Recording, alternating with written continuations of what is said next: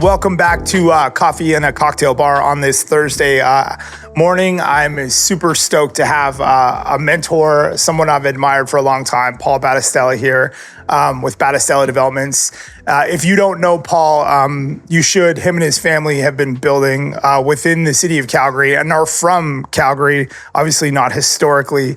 But Paul's kind of one of those like enigmas who, changed the face of how development happened within established neighborhoods. And so I've always admired Paul. My brother-in-law used to work with Paul on branding, and he used to live in the Orange Loft. So I just used to love going in there and just seeing all the risks you guys used to take. And I know, Paul, you'll tell stories about risks and where you end up. But yeah, thanks so much for being here, man. Well, thanks for having me. It's my pleasure to come here and talk to you about this. It's one of my favorite topics. Yeah, it's funny. Not a lot of developers love being on camera, so they all shy away when I ask them. So I do appreciate this a ton for you to come in. But Paul, maybe tell us a bit about your background and journey. I have tons of questions, but maybe from your own, where it's like, tell us a bit about Battistella and kind of how you've arrived to where you're at. Yeah, really, really quick. My parents, both immigrants, one from England and one from Italy, who meet at the Italian club, and that's the kind of the start of that life. My brother and I kind of grew up. My dad was a bricklayer. My mom had a master's degree in psychology. They decided to start building. In the 80s, they were probably one of the very first people to actually start to do infills, 25-foot lot developments in the city of Calgary. How they came up with that notion and led them down that path, I don't even remember. We were basically just labor, me and my brother, for them during those times. We weren't really paying much attention, but they ended up winning a Governor General's Award in 1984 for one of their infill houses. So cool. I drive by that house today. However, we're talking over 40 years old, that thing, and it still looks fantastic. Yeah, amazing. Amazing. Yeah, it has, and they struggled. My dad, one of the tougher things, he had to go back on the line to lay bricks after the oil crash of 86, and I still have strong memories of that and how hard that was for him and our family at that point in time. Kind of maybe laid kind of a foundation for kind of our mindset around hard work and being really conservative, having that experience in our lives. So, they started into multi in 1990 and developed kind of one of Calgary's smaller kind of iconic developments in the Connaught Gardens project that won a bunch of awards and even to this day still stands as kind of a beautiful little development in my mind. Small little 12 or 15 unit little townhouse project in Connaught Gardens. Yeah. It's cool, man. So do you ever ask your parents like why a 25-foot lot? Like how did they how they may have got there? I'd just love to be able to understand that. I think it came probably, my memory is it came from the architect who they were working with, who came up with the idea and said, what about doing this? And I think the other piece of it was, which kind of relates to, I know where you want to head today, was, well, now we're increasing density and we can put two houses on a single lot and we can be really affordable with what we're providing in the marketplace. It gave them a competitive advantage. Yeah. Right. So that philosophy started then. When I joined them in 94, it was a similar type of a notion. I took an MBA. I'd worked in the oil and gas industry, went out and did an MBA out in Victoria. They'd identified an old abandoned Safeway site out in Mount Pleasant. And every other developer that would put bids on that project was looking at doing infills or maybe row townhouses. Yeah. They came up with a notion of doing stacked townhouses on it and effectively went from maybe 20 units on this thing to about 50 units. So they were able to put more money in their proposal for buying the land, increase the density, and thereby had really affordable units on this site. And I think that's been kind of the thing that we've always done throughout our time that we've done developments. Where is an affordability piece that gives us a cost advantage in the marketplace with land values so that we can provide affordable, innovative type housing for people in Calgary? Yeah, it's so funny because so much of what you just talked about, everyone thinks we're reinventing the wheel with the stuff that I'm talking about and that I'm saying. I'm like, I absolutely not. Like, there's nothing pioneering about what I'm doing. I think I just have a tendency to shout and say it louder, where you're a little bit more quieter and have a stronger demeanor than I do. So for me, like hearing, your family was doing this 20, 30 years ago and having success and looking for those same opportunities in that stacked townhome typology that, Calgary just went through this, citywide rezoning, which was really around exactly what you're talking about, that your family was trying to do or was actually executing on, 30 years ago. It's incredible. It's just about creating opportunities, right? And then coming up with an innovative solution to it, and then trying to deliver that to the marketplace. And you mentioned the Orange Loss, for example. Well, we went in there and we bought a couple of sites in the East Village at the point in time where there was nothing. Yeah, I remember going there. Yeah, nothing, right? Yeah. But we might have spent $300,000 on that site where the Orange Lofts was. Yeah, wow. Went and found a concept in Vancouver, like complete. Took it from a Vancouver development. Thought, you know what, we can build this on this site. The land is basically almost free at that stage in time. An innovative, unique concept that nobody else has. We can increase the density higher, and we can deliver to the marketplace. And even though that area was really difficult at that time, that combination of uniqueness and affordability allowed it to succeed. Yeah. So I think that's kind of where we're at almost today still, right? Where can we find those opportunities where we can enhance the underlying land value and come up with unique, affordable product? Yeah. Which is kind of, I think, where your mindset and your line of sight is. Well, 100%. And I think the one thing that I'm starting to realize is like the housing crisis is real. We have an exorbitant amount of supply that we need to create and an enormous amount of demand. Demand continues to grow. And I think for me, I want to go back to this because you guys built Connaught Garden, which I think is, the epitome of what it embodies, all the value of what a middle housing project could look like. And so, maybe talk about Connaught Gardens. And for people who don't know, I'm hoping they'll eventually go and look it up because I still think it stands as one of the true testaments of like everything that we would try to deliver on middle housing projects. It's probably core to our values too, right? Maybe not the size and scale of it anymore, but just kind of what it did at the time and where it is and what it still is today. So, for anybody who doesn't know, there's the old Connaught Sandstone School, and there's that playground zone that probably a lot of people got tickets in. That it's right there on 12th Avenue. It's on 13th Avenue there. Beautiful little flat roof building. And I wasn't at that point in time, I was working somewhere else. My parents did this on their own. Yeah. And they'd partnered up with Jeremy Sturgis at the time, who had this notion of what the design was, and they took the risk to go ahead. Same thing, unique underlying affordable land opportunity. Nobody was building anything at that point in the Beltline. Yeah. Right? Everything was kind of basically stopped at that point, kind of the late 80s, early 90s. And they came up with this unique concept.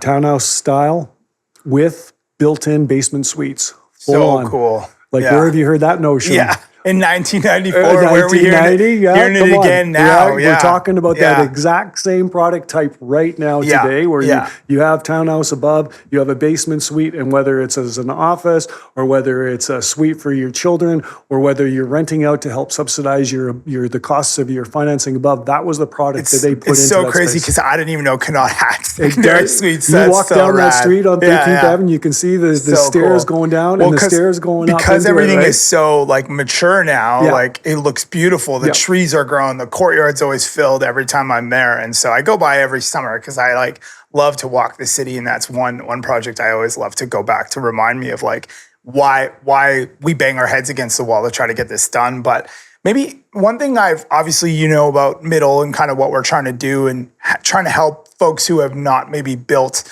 from single family to middle housing. How do we then make that transition? How do we create more people in the ecosystem to do this?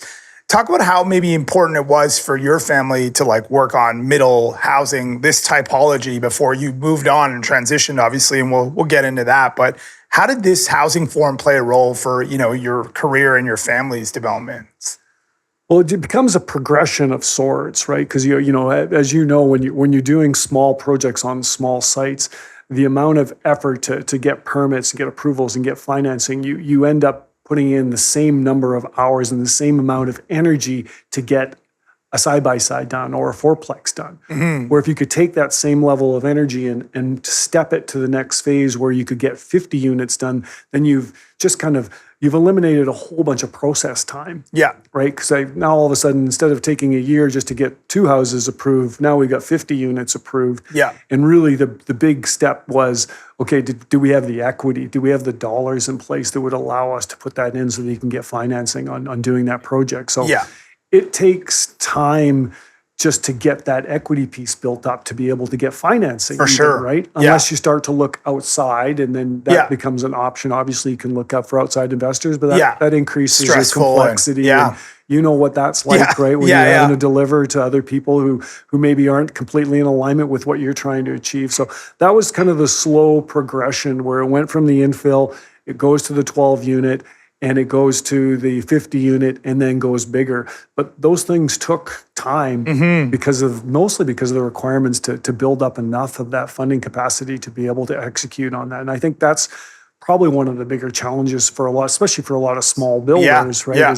Is how do I get there financially to execute these projects? Yeah, and the capital constraints, like you said, it gives you a bit of a ladder here, an ascension of how to get there, as kind of you described it. And so I think that's a cool point. Obviously, Paul, like you guys have gone on to now develop over thousands of units within Calgary and within the established neighborhoods within the Beltline. And I think you've really transformed the way the Beltline development gets done. And I think the thing that I think two things really stood out for me is one, you created a housing, not only that was affordable at times, like you said, you really tried to hit a mark, but it was always unique. And that's what I always appreciated about all of your developments, is they all had their own kind of character. As you kind of look at the landscape now, obviously it's changed. We've talked about this. How are you feeling when you hear about housing crisis, affordability? Like, was someone who's been in this industry for a very long time, what are you working on? What are you seeing, and kind of where's your mindset now? Well, we just finished up a high rise that we'd started a long time ago, in 2018. It took us 6 years to execute. There was this 2-year gap in my memory. Something happened, some illness across the world that messed up the whole thing for us. But we got through that. And so we were lucky in that sense. In some ways, we were able to contract the costs in around the 2019, 2020 time period. Yeah. And we're able to bridge almost all of that through. We got hit hard with interest rates at the end. Yeah. So we were able to develop a product and deliver it in 2024 that had a 4-year-old cost base. That wouldn't be our reality today. Yeah. That reality has changed significantly. So even in what we're doing and providing, like, we're renting studios from, $1,400 to $1,600 a month. And there's a desperation out there, not necessarily to live in a studio, but a desperation out there to find something to rent that's under $2,000. At that price point. At that price point. Yeah. Under the $2,000 seems to be the cutoff, is what we're experiencing. Yeah. Or to buy something that's under $300,000. Got it. There's this urgency around it, and it's more driven by what can I absolutely afford. And I think that's one of the things that's really kind of troubling for me is that's really small space, and it can certainly function for some individuals depending on where you are in your lifestyle. I'm in my 20s and I'm single and great. I can live in that and I can make it cool. Am I going to put a family in there? Or am I going to, get married and live in a studio with my wife for a long time? I don't know that that's the route. Sure. And as I kind of mentioned to you, what all of that done is actually put pressure on us to look, well, where can we build affordable housing that is unique and interesting in an interesting location? And that's kind of what's led us back to our next project, where we're back doing wood frame apartments again. Yeah. Right? Yeah. So just because that high-rise world right now is so costly, and we have a new code that we have an interest the way they are. So we've just seen, that we're not certain that that's what people are wanting right now is expensive concrete high-rise. Got it. Right? And so our step has gone back to our roots of doing affordable wood frame product that the market is really demanding right now. Yeah. And so when you think about these ideas of balanced growth, you've been in these conversations, you've sat on Calgary Planning Commission, you've sat on Subdivision and Appeal Board. Like, how do we balance growth in your mind? Like, is there a path for us to see infill and redevelopment actually happen at scale? Like, especially when you talk about the macro level environments changing from a cost basis that is making high rise prohibitive, even for folks like you that are well oiled and experienced, have delivered, 10, 20 of these buildings now. Well, I think it points to if we really truly want to build affordability, we need to facilitate it.